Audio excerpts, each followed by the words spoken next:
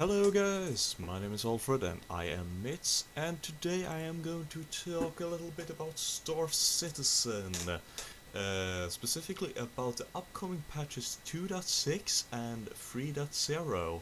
So here in the background you can see the Gamescom demo, and there are a lot of interesting stuff going on. First of all, we are going to get scripted quests. Now keep in mind this is in the 3.0 update.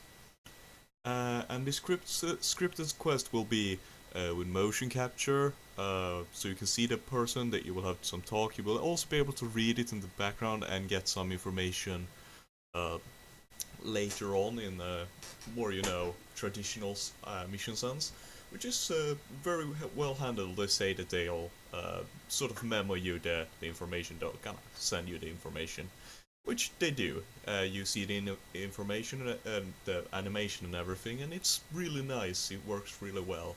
And it's also nice to have a face-to-face conversation, both over the holo thing and also over the, just going to the planet and talking to them. So, yeah, that's scripted quests. They're gonna be more scripted, and there is a backstab and everything. It's really nice. It's really nice with some scripted quests because random quests and such are great, and they can lead to some really cool situations. But scripted quests always got this quality feel because there is somebody who have crafted them to be extremely epic. That doesn't mean that you can't get a random quest which is just as epic. It just means that they are made to be epic. So you know it's a quality quest when it's scripted. So I think it's good that they're in there, along with other quests. Now, I talked a little bit about the motion capture. The motion capture in this game is fantastic, and as you can see, it's used throughout. It's not just used once or twice. You can see the guy coming in for the landing. He is going to wave around his hands. You see the guy you sit and talk to. You see people walking around. All of this is motion captured. Some things are of course animated and stuff, but most of it is motion captured, and it looks fantastic. It is really well invested, and I think it's great. It's a great sneak peek of what we're gonna see in Squadron 42. Now, I also want to talk a little bit about the biggest thing about this update, and that's cargo. It means possible jobs are coming up, like trading, pirating, all the cargo-based things you can now do, because cargo is a physical thing, and it's great. Just think about it, you blast somebody's cargo hold open and all the cargo flies out, and you go out to savages as they jump away from your pirate ship, and you have just made away with a great score. It is gonna be amazing. Now also when you're hauling, I hope that you're going to be able to have people come and collect your cargo at your ship, and people come and deliver your cargo to your ship, so you don't every single time have to move all the cargo. That's just gonna become tedious. But from an earlier demo with Arc Corp, we saw that a couple of people came to your cargo pod place, or to your ship, to collect your cargo. I think that what they're gonna do, and this is pure speculation now, that once you land, there are gonna be people, and for example, if you have a contract that you're gonna sell, for example, let's say 200 spices, and you have 250 spices in your cargo hold. You go in and you say, yeah, I've sold the spices to this dude, and then he will send a couple of lads to collect them out of your cargo hold after you've given him permission or something. So you don't have to, physically give him all your spice. And the same thing if you buy 250 spices at the planet, the guy you buy it from is going to send a couple of lads to deliver them to you. So you don't have to take every single barrel of spice and put it on your ship, because that would just be tedious. They will hopefully have some way of automating it on and off your ship, because it's really the interesting about it is when it's on your ship, then other people can come and get it and stuff like that, and that's the exciting part, that it's a physical object.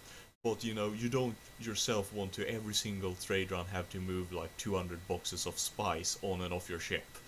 That's just tedious. Hopefully they will have an automated process for that somebody comes and collects it for you, which is great. Then planetary bases. They look great. I think perhaps they're a little bit. I don't know. We didn't see the entire thing, but I hope that planetary bases is going to have upwards towards 1,000 or 100 people on them. What I mean by this is that I think that if they don't have enough people on a planetary base, it's going to feel like the entire universe is depopulated. If any given station just have 2-4 NPCs and a planetary base have upwards maybe 100, then it's gonna feel like you're in this unpopulated universe, which is weird.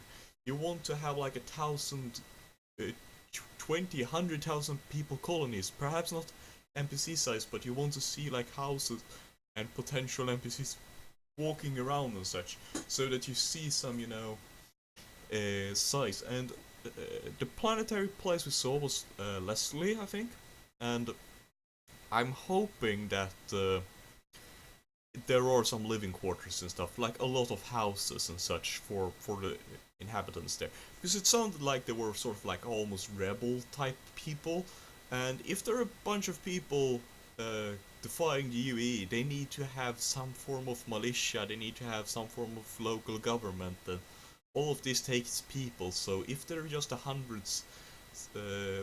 colonists on that place, then that's gonna be a little bit on the yeah, a more unbelievable side. So yeah, I hope that they're getting the planetary base's sizes right. And with that said, we're gonna move on to the CitizenCon demo here and discuss a little bit about that and planetary generations. So it looked great. I'm hoping that they're gonna have a lot of really well crafted places, and that they will update with things like footprints and track prints, so that you can see where somebody have gone and track them. I also hope that they will have a lot of small enemies on the planet and creatures, because let's face it here, that if they have a tribe of 20 sand people on this planet or whatever, the chance of you finding them is very slim. But if they have sand people all over a desert, then there is a bigger chance of you getting hit by them. So if they have a very little amount of enemies on the planet, and you can park anywhere, then perhaps you're not gonna bump into the enemies, which would be very sad. Well, it would be fortunate for you, but it would be sad for the gameplay, because yeah, you're just on this empty planet, and that's going for creatures as well. We want to have enough creatures so they aren't rare enough to never be seen. At least where creatures are due on a planet, where it's a planet with creatures. That being said, same thing with settlements. Perhaps some planets have multiple settlements. Uh, Perhaps they have, because I think that a planet should have upwards at least a couple of thousand inhabitants in different settlements or in a settlement, or upwards towards millions. And that's, I don't know how realistic that is in the engine. I don't know how many NPCs they can have, but if they just have, like, as I said, 100 people at one place on every planet, then those planets are gonna feel very cheap regardless, because there are no people there to interact with. Sure, there is 100 people and that's enough, but yeah, this is the universe. We want upwards to 1 million people in different places. This is the future. The human race have populated like rabbits, so we're all over the place now. We need to be many. But yeah, as I said, this is a limitation when it comes to the engine, I think, and how many unique people I can produce. So hopefully we'll get settlements with thousands and millions of people. There is no guarantee, however, and the bigger cities obviously are not gonna show all of the people in them, but I at least hope that we're getting a couple of 100 people in each settlement you can interact with, and the suggestion that there are more people living there, you just can't see them. They're in an area you can't get to or something. That's enough. If they say there is like 6 billion people on Earth, you just can't interact with them because you can't get to those cities, that's fine with me. And they can do the same with other settlements and other cities in other systems and stuff. But they have to make sure that it feels like it's a living universe with millions and millions of people, you just can't interact with more than a couple of thousands of them, which could be fine if they do it right. It's going to be interesting to see what they do with that. Now let's move on a bit about Storm Marine. Storm Marine looks a bit floaty from the trailers, but that again, most shooters look very floaty from trailers until you get your hands on it and sit behind the wheel. Then you feel like, oh yeah, this is spot on, this is great. And I feel like the two things they need to work on is impact animations and animations in general, and I think they are. They are just, implementing as much animations as they humanly can. And the second thing is for it to feel a bit more impact when people get shot and such. Because right now you're just getting run around and yeah, I don't know. It's a couple of modes in there. It's the capture the point mode, it's the domination mode, it's a 12 by 12 and a 4 by 4 map, and I think that's a good start. Hopefully they will get more as time goes on, and as I'm saying, when this comes out in 2.6, we're gonna have proper game. We're gonna have Storm Marine and Arena Commander, and it's gonna be like a proper game. Moving on to our Arena Commander, it looks great. I mean, it's Arena Commander. They're just tweaking it. I have not played Arena Commander yet, so I can't tell you if it looks better or worse. It's Arena Commander, guys. Come on. Let's just hope they don't fuck it up. We'll see when they release 2.6. Then we saw some of the asteroid techs in the latest Around the Verse, and yeah, here's one thing again. I think this looks great. The asteroids, there were a lot more of them. They paint them in a formation rather than putting out every single asteroid, which is awesome. That's a better way of doing it. They're still having their artist touch, but they're putting in a lot more asteroid as they go along. Um, what I'm hoping is that now that they have so many asteroids, when you mine them out, they go away. I hope they don't have respawnable resources, because that would be kind of boring in a gameplay uh, perspective. Because if you're playing and if you're mining and there is no reason to claim mining places if all mining places are respawnable, then there just is too many of them. Uh, that too is something. I have a friend who pointed this out to me, and I've been thinking about it. It is a real problem. Respawnability and in the form of lifetime insurance. So this means that some people are gonna go around having the biggest ship in the game forever. Yep, you blow it up, he collects another one.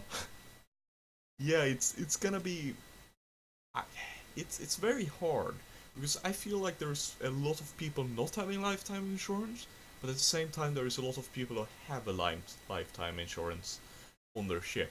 And if it's a smaller ship, then it isn't really a problem. But when we start looking at the bigger ships, it starts becoming a little bit like, yeah, that guy's gonna have that ship regardless of what you do to him.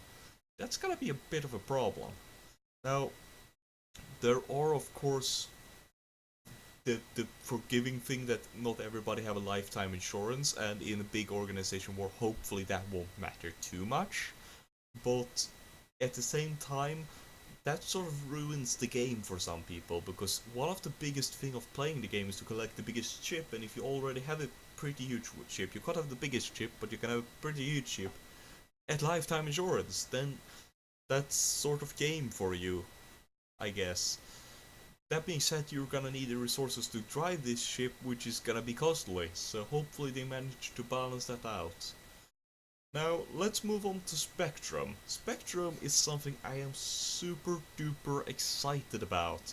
Spectrum is something other people, when I saw this on, I think it was CitizenCon, uh, people were like, whoa, Spectrum? I was like, holy shit, Spectrum, that sounds amazing. For you who doesn't know, it's a combined forum, it's a combined social media thing, it's a combined Skype app, or not Skype app, but, voice app, so you can talk to people. And it's gonna be working both in-game and out-game, so you can talk to people while you're loading up, while you're crashing. You can talk to people with an environmental filter, so people are gonna hear your voice echoing and stuff, and it's gonna be great. You're gonna be able to call people in-game using an in-game app, and you're gonna be able to call them from your phone using the same app, and you're gonna be able to forum things, which is alright, I guess. And this is gonna bring up so great role-playing opportunities because you're gonna be able to sit on a bar and speak to another person, and somebody else will be able to overhear your conversation, and yeah, it's gonna be great, actually great. Spectrum sounds like an amazing thing, and I can't wait until they release it. Now, I've been rambling on for a while now about Star Citizen, and I am really excited for this game, unless you can hear it. And this was a very quick review of all of these things. I might go more in depth into every single topic here, or future topic in other videos. I just wanted to have a quick video explaining my thoughts on all of this amazingness, and I want to know your thoughts on this. Please put them in the comments below and let's start the discussion. My name has been Alfred, and you guys have a nice one. Thanks for watching.